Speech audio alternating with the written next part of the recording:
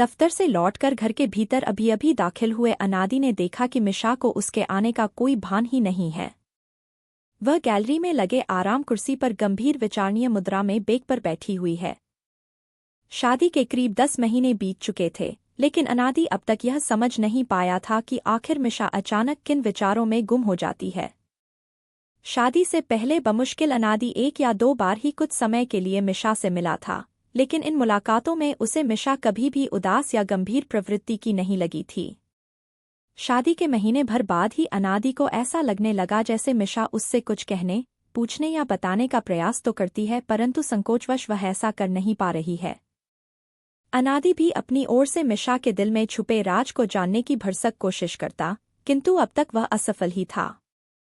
अनादि के लिए आश्चर्य की बात यह थी कि मिशा अक्सर तभी उदास, दुखी या खोई खोई रहती जब वह अपनी अभिन्न सहेली मिनी से मिलकर घर लौटती। मिनी और मिशा दोनों स्कूल फ्रेंड थी।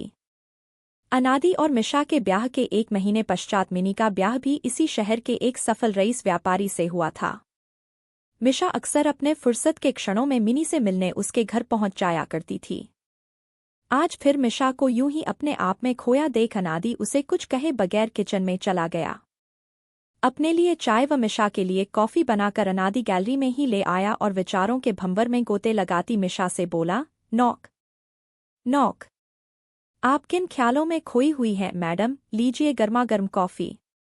अनादि का इस तरह ऑफिस से थका हुआ लौटकर स्वयं के लिए चाय और मिशा के लिए कॉफी बनाकर लाना मिशा को बिल्कुल भी अच्छा नहीं लगा। मिशा को कॉफी पसंद है यह अनादि जानता था। इन 10 महीनों में मिशा के पसंद नापसंद से अनादि वाकिफ हो चुका था। इस बात का मिशा को भी एहसास था, लेकिन वह यह नहीं समझ पा रही थी यदि अनादि उसे इतनी अच्छी तरह से समझने लगा है तो वह उसके दिल की बात क्यों नहीं समझ पा रहा है। वह क्यों मिनी के पति की तरह उससे अपने प्यार का इजहार नहीं करता, क्यों उसे कोई सरप्राइज नहीं देता, गिफ्ट नहीं देता, वीकेंड पर कहीं बाहर घुमाने लेकर नहीं जाता, वह क्यों हर वक्त काम में ही लगा रहता है। न जाने ऐसे कई अनगिनत सवालों के आग मिशा के मन में सुलग रहे थे।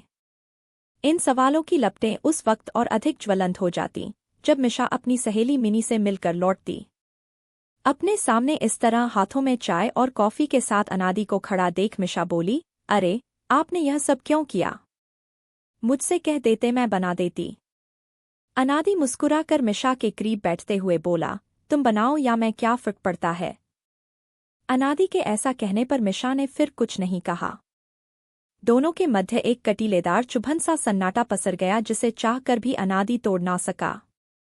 2 दिनों बाद अनादि के दफ्तर जाने और अपना घरेलू कार्य निपटाने के उपरांत मिशा फिर मिनी से मिलने उसके घर पहुंची।